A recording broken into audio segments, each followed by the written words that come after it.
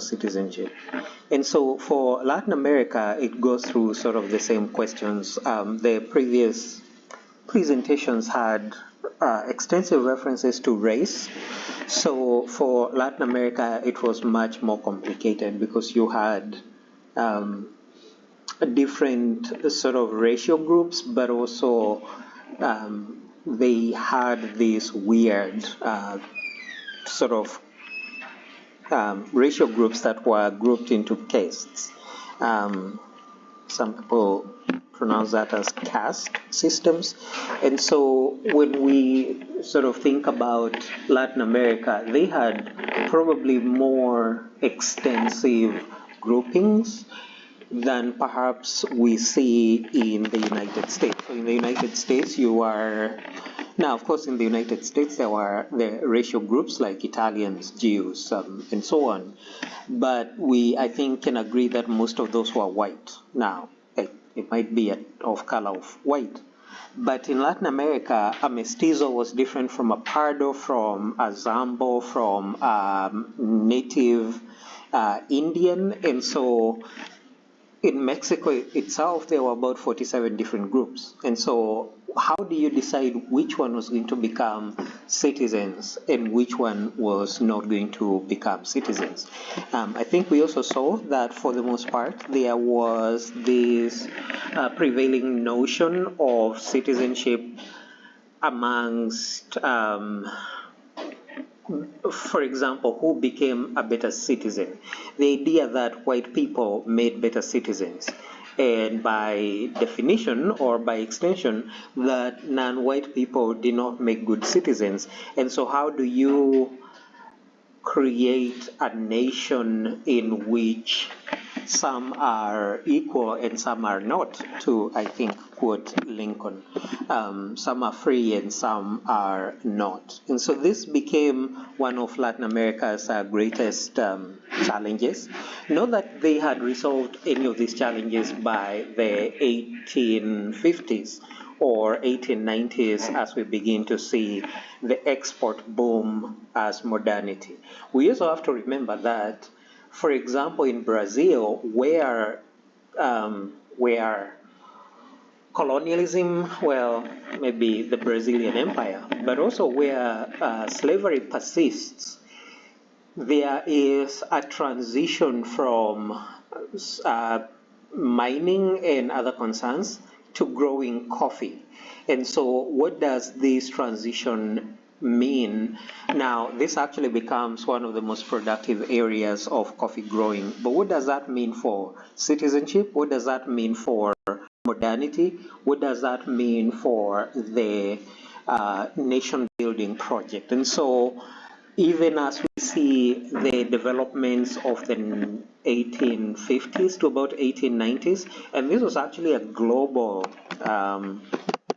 this wasn't just Latin America, it was a global growth in exports, so sort of a global boom before it went bust in about 1890s. So again, this corresponds with the period of Industrial Revolution, at least the second part of the Industrial Revolution. So you will remember from your world civilizations that the first part of the Industrial Revolution was about 1800s to 1850. Now, we have to ask ourselves what happens in the Industrial Revolution in Latin America. Did Latin America develop as fast as North America? But even with North America, we have to remember that the United States actually adopts industrialization. But even North America, we have to restrict this primarily to the North. The South continued to be agrarian. And so what were the conditions in Latin America? And we can almost immediately note that Latin America was not well known for adopting industrialization or even being part of its growth. Latin America did not contribute to the Industrial Revolution. In fact, majority of the Industrial Revolution activities come out of Europe, with adoption in the Americas. Now, of course, you have people like Thomas Edison, who developed the incandescent light bulb, but things like railroads, engines, and so on do not come out of Latin America. But we do see Latin America having the first railroads built in 1838. So this is actually earlier than probably some European countries. But again, it's almost 40 years later after Britain. So Latin America kind of adopts industrialization pretty late. But we also don't see adoption of, for example, the telegraph. So the telegraph, Samuel Morse code, we are beginning to see a very slow development of industrialization and its offshoots in Latin America. Streetcars are introduced in Rio de Janeiro, Brazil in 1859. But also, for example, if you think about law and order, so there are very few societies that will develop without, concrete law and order structures. Now, we have criticisms of the development of the police forces in this country as perhaps offshoots of the slave patrols. But in Mexico, for example, the Mexican police is created in 1861. Now, if you sort of think about Mexico being created about 1500s and 300 years later, they have a police force. So these are some of the challenges that we see. And of course, these have nothing to do with the Industrial Revolution. But again, if you sort of begin to think about the slow pace of development, electric lighting introduced in Santiago, Chile in 1882. 3 years later in Buenos Aires. And so if you sort of think about what is going on in North America and other places, for example, railway construction in Mexico begins in 1860s. This is almost 70 years after the first rail was built in Britain. But again, you also begin to see these unsettled questions of what is, for example, Argentina, the wars of the Pampas. The Pampas is the southern eastern region of Argentina that initially was left to sort of be run by, think of it as the wild, wild west. So again, 1906, the first Brazilian to fly an airplane in Europe, Alberto Santos Dumont. So again, if you think about the Wright brothers and their manufacturing the first airplane, but also if you go back maybe 200 years before that, 1783, when the first hot air balloon flies in France. So Latin America, we can see very reticent development of modernity. And so what does this mean in terms of economic development for the region? Now, contrary to what we might expect, so economic development in this region, in what we shall consider the boom, the export boom, remember the reason why Latin America was colonized. Now, of course, initially it was for the gold, and then the gold ran out, and then it was for the silver and other things. But soon the development or the growth of crops. So the export boom did not necessarily have anything to do specifically with the Industrial Revolution. Contrary to that expectation, there was a lot of agricultural development. But also, Latin America became part of the Industrial Revolution with the export of guano. Guano makes fertilizer, but also the digging up of nitrates. Nitrates were multifunctional, so they were used for making explosives, but they were also used to to help to develop fertilizers. And so when you sort of think about this entire region,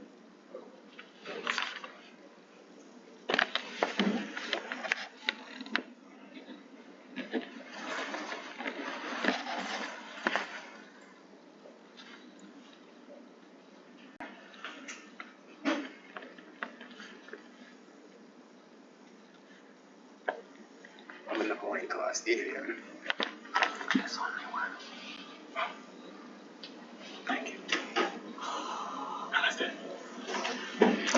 So when we sort of think about the export boom in the context of agriculture, nitrates, guano, and so on, and maybe also things like crops, like coffee and maybe sugarcane, we can see why Latin America is involved and yet it is not involved. Now, we also want to recognize one of the major differences between Latin America and North America, well, at least the northern part of the United States.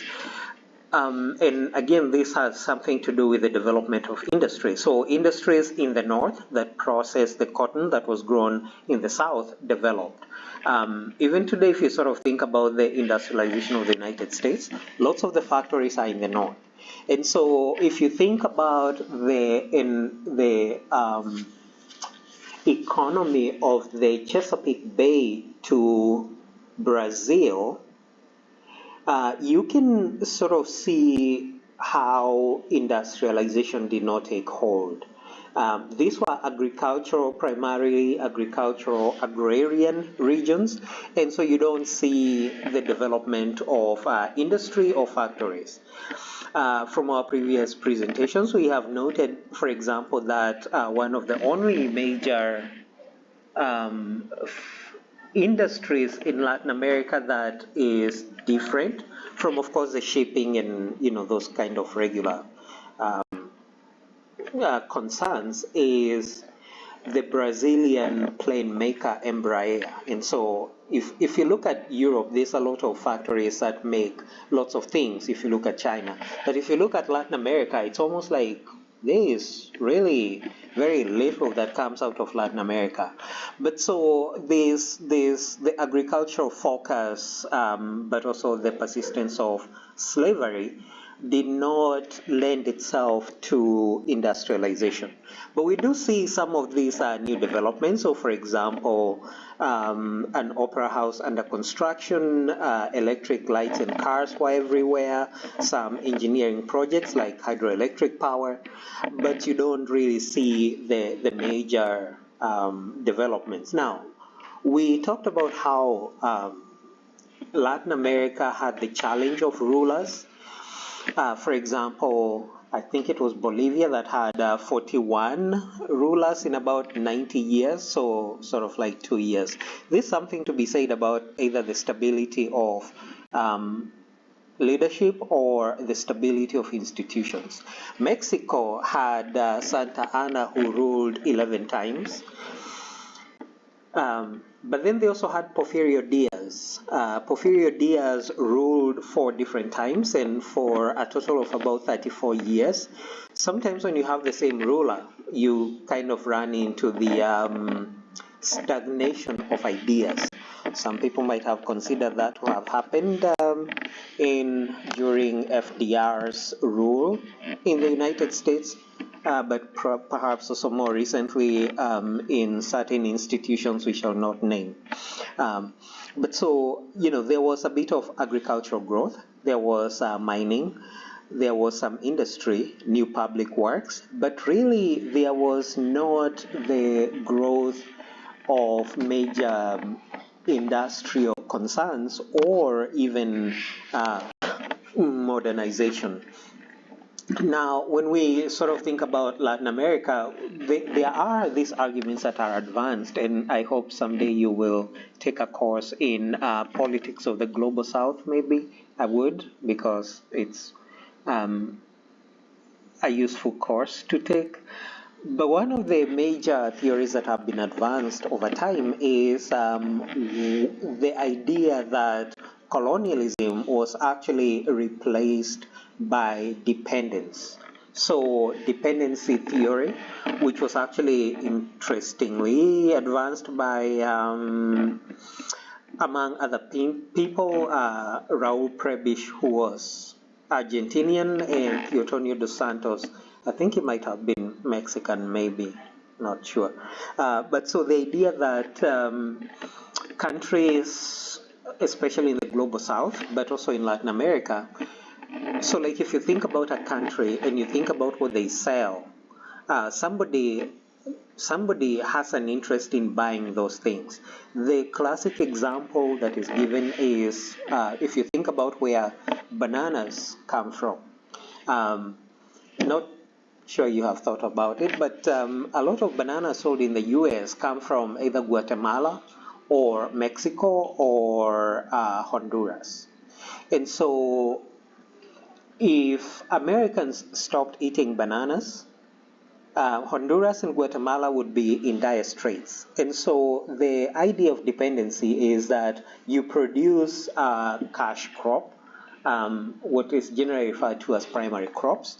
And so these are bought by some power out there, some country. So, for example, bananas. If they stop buying them, then your economy is kind of going to go down the drain.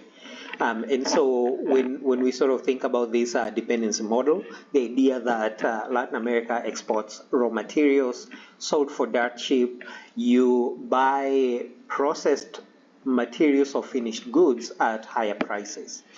And so if you sort of look at this model that Latin America adopts in the 19th century, so Latin America becomes exporters of raw materials to northern economies like copper, nitrates, silver and oil, iron, rubber, coffee, sugar, and tobacco. Now remember, these are maybe not food items. So if people don't drink coffee, well, I don't know about Americans, but if people don't drink coffee, it's not like they are going to die of hunger.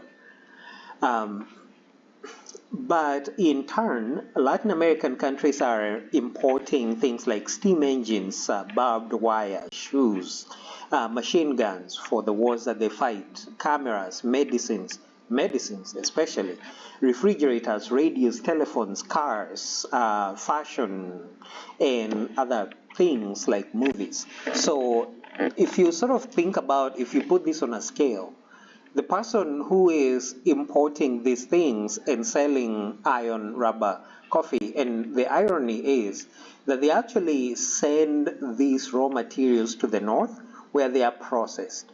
And so, for example, if you think about rubber, it's exported to the north and it comes back in all kinds of products, like in cars. Maybe not in steam engines, but in different. So there's an unequal relationship that favors the North. And according to Raul Prebisch, what Latin American countries did was to replace the colonialists, so Spain, Portugal, with neocolonialists, new colonialists like the United States, Britain, and still kept sending the raw materials like nitrates out there and importing finished products, which never augurs well for many countries. Now, there are more modern arguments that that is probably not true, that you can actually export primary goods and maybe eventually make money, but that is probably not what majority of the evidence shows. But we also need to think about who were doing these imports and exports, because it wasn't necessarily the countries themselves, it was trading companies. And so we see the proliferation of trading companies, foreign companies, which are going into these countries and they are making profits, they are actually making lots of very high profits and moving those profits off of those